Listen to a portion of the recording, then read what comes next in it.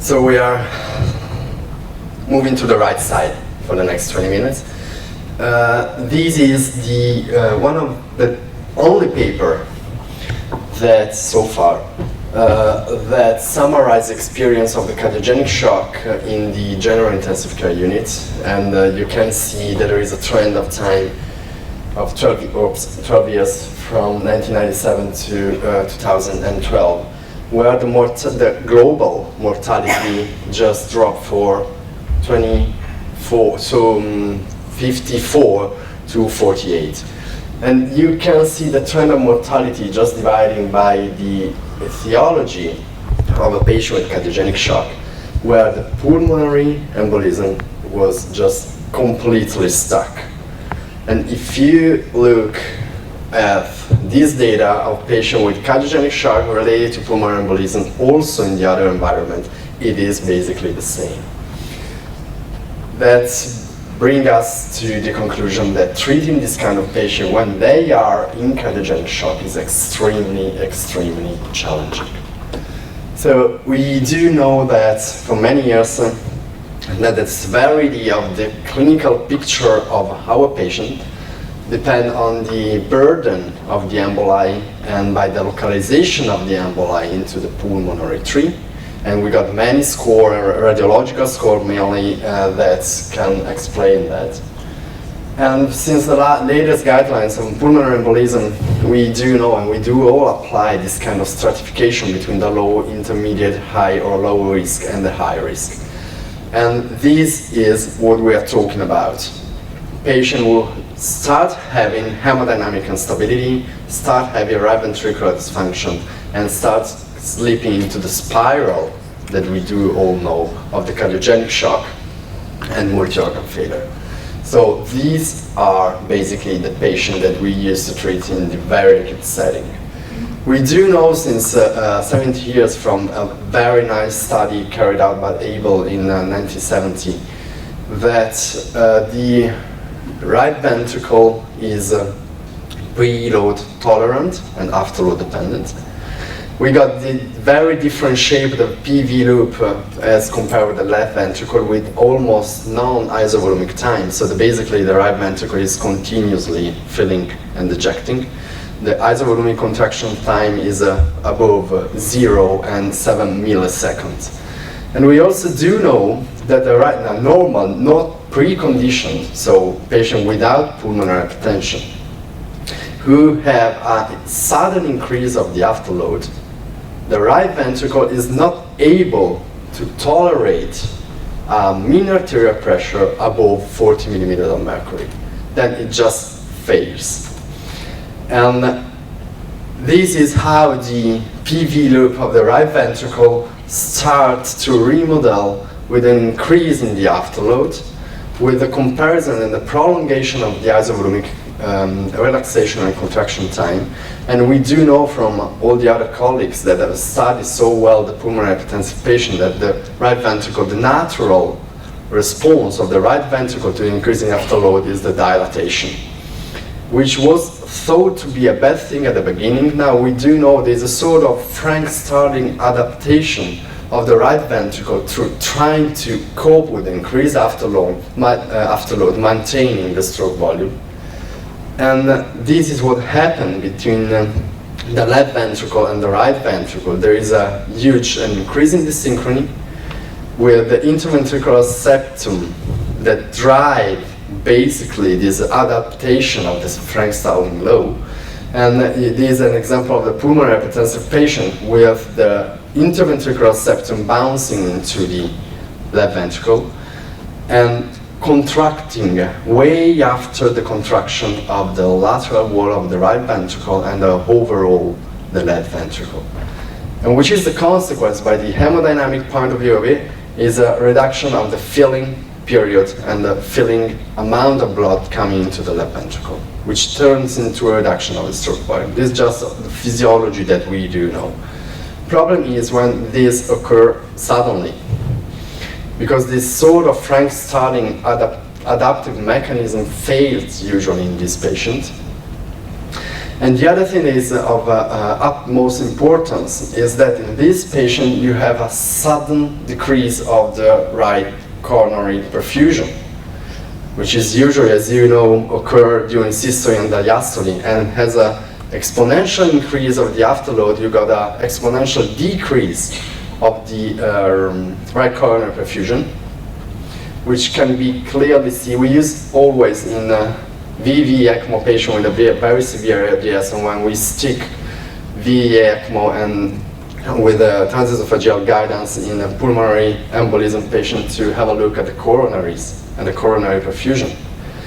And we are very likely to see something like that with a blunted flow of the right coronary perfusion during systole, which in a VV ECMO patient normally restored with a decrease in the pulmonary pressures, and when you manipulate a little bit with the VV ECMO, the gas exchange, reducing the CO2 and increasing the PaO2. So this is just to summarize, which is the pathophysiology of your right ventricular failure when there is a sudden increase in the afterload, like in pulmonary embolism patients. This is a very nice study which was carried at the beginning of the 70s by Brooks and published on Journal of Medical Investigation. They took rabbits and they just sewed the right coronary, and they observed what happened to the right side and left side hemodynamic. And as you can see by the aortic flow and the aortic pulmonary, there was basically no change in the global hemodynamic, because the left ventricle could cope basically and with the right ventricular ischemia. They made the same with other rabbits, obviously, which were preconditioned, and the pulmonary hypertension was induced for 3 weeks. And they made the same. They just sewed the right coronary, and as you can see, soon after they just linked the right coronary, the rabbit start getting into cardiogenic shock. So the unique difference between these two populations, right ventricular ischemia but good hemodynamic condition, right ventricular failure, was that this rabbit had a preconditioned pulmonary hypertension. So the burden of the afterload to the right side is crucial for the hemodynamic of your patient with right ventricular dysfunction. At the same time, when you got your thrombus getting into your pulmonary tree, there are a huge number of hemodynamic and neurosympathetic activation that are mainly detrimental for your hemodynamic. So you got activation of the sympathetic burden with tachycardia and a huge release of catecholamines that activate your angiotensinogen and aldosterone pathway, which turns into a further vasoconstriction of the pulmonary tree. And the clot at the local level also activates the serotonin and the thromboxane A2, which further worsen the pulmonary vascular resistances. And the other very bad thing is obviously the VQ mismatch. These patients are very hypoxemic. And you do know that there is a reduction in the coronary time perfusion.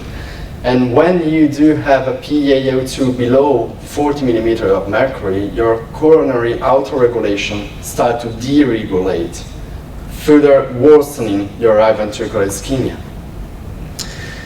And this is just the graph demonstrating how detrimental could be your positive pressure ventilation in a patient who has a preload dependent physiology. These patients are usually breathless, hypoxemic, and hypocapnic.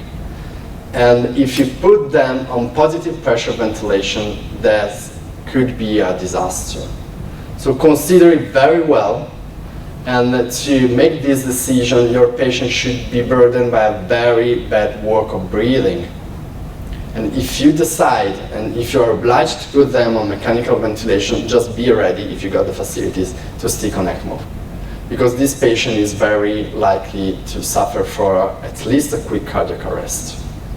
And you must have the most experienced anesthesiologist or intensive care doctor at the bedside to make appropriate pathway of sedation in this patient. So again, this is a sort of summarize of the right ventricular pathophysiology in this patient. When we do know since the 18th century that the wall tension is basically a result of the integration between the pressure and the radius of just a circle, and this is what happened to the patient with a sudden dilatation of the right ventricle. You got a worsening of the wall tension because you have a worsening of your pressure with an increase in the systolic and the mean pulmonary pressure, and you have an increase in your radius.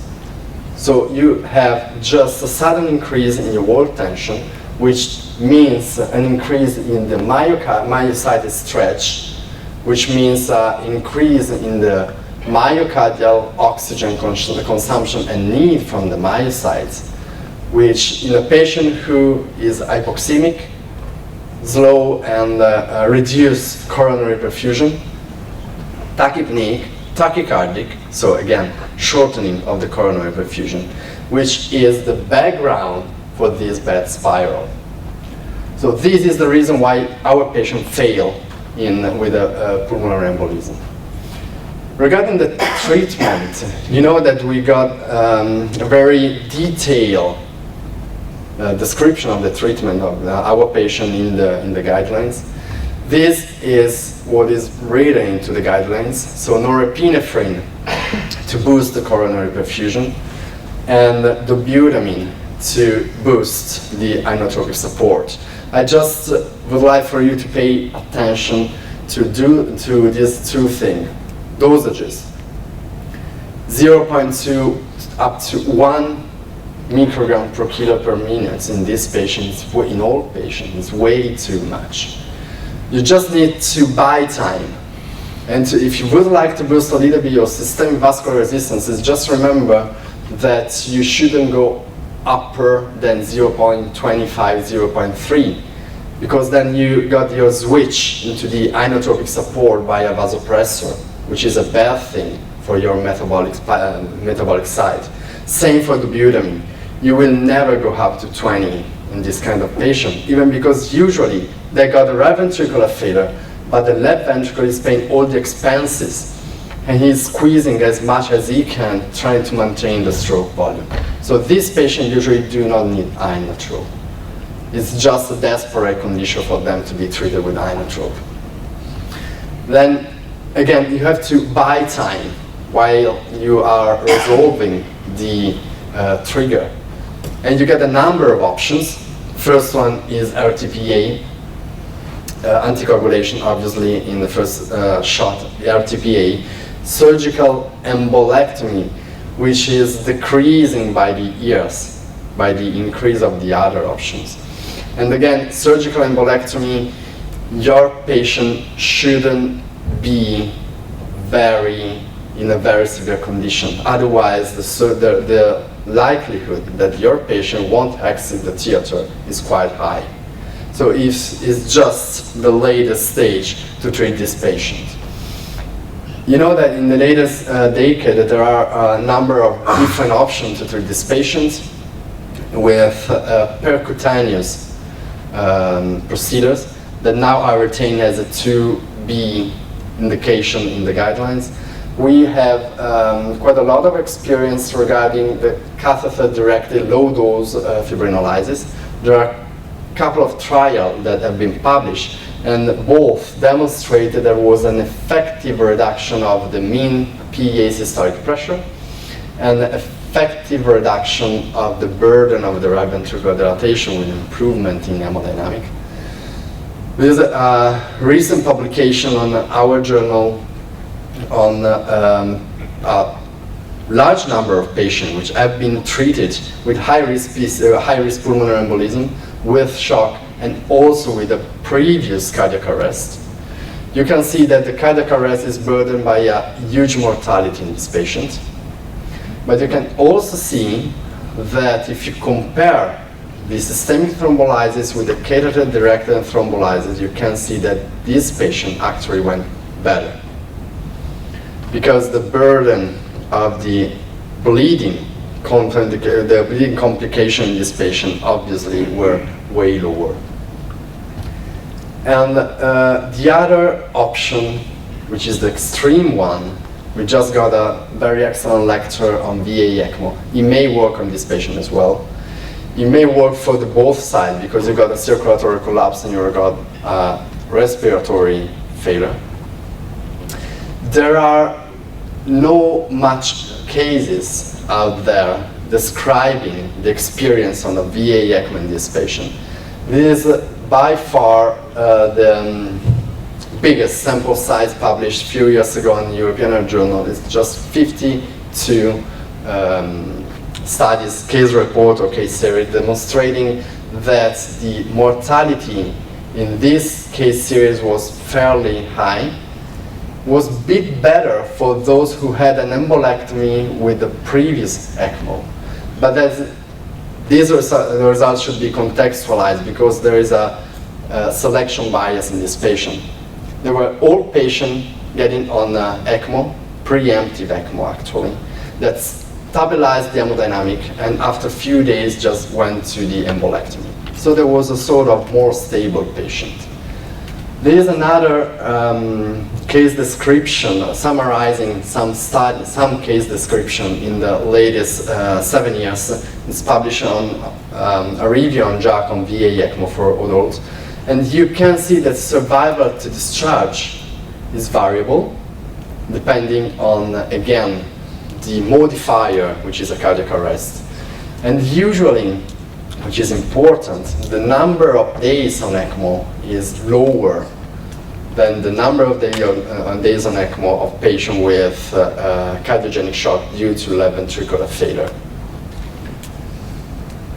That's another huge unmet, unresolved problems, how to manage the coagulation in the patient that had anticoagulation for intermediate high-risk pulmonary embolism.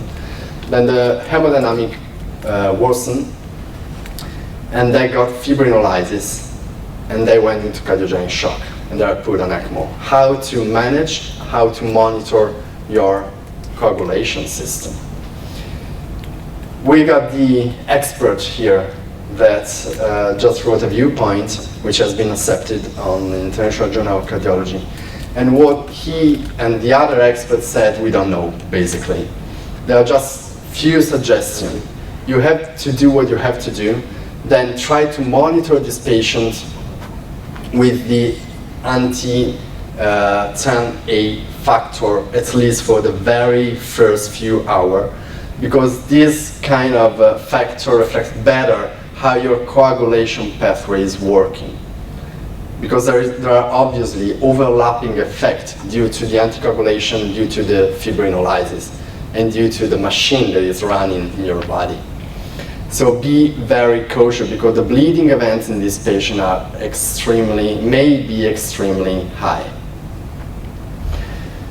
The latest part is regarding the monitoring of this patient. You know from the second to last guidelines that echocardiography represents a milestone for the diagnosis and monitoring of this patient. If you don't have a close chest scan, you can make a putative diagnosis of pulmonary embolism if you know the patient with echocardiography, which may trigger in very severe cases, which may trigger also the treatment.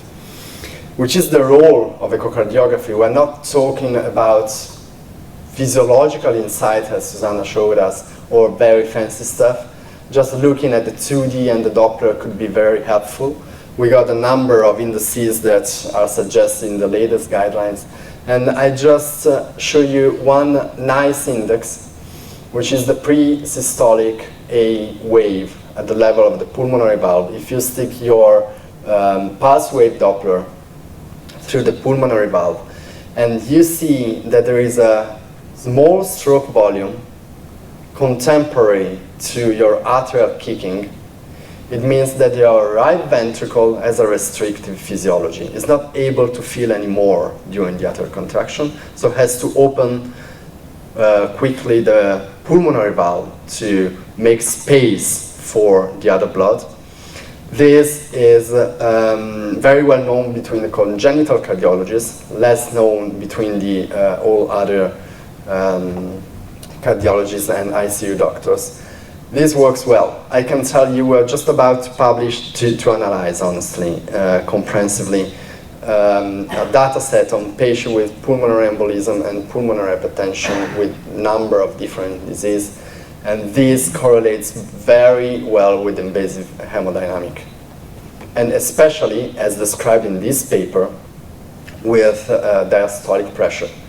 If you have a diastolic pressure above 20, 22 in the pulmonary hypertensive patients, then you may have your restrictive physiology, and it is a very easy and simple sign to detect it. So if you have your low or intermediate risk of pulmonary embolism, you got your stable patient, you start seeing this stuff, let's start to get worried, because your right ventricle is not failing, but has a severe diastolic dysfunction and a physiological dysfunction with a restrictive pattern. Then the role of echocardiography could be just diagnostic. It's not very likely to see such a thrombus into the right ventricle. This was a, sorry.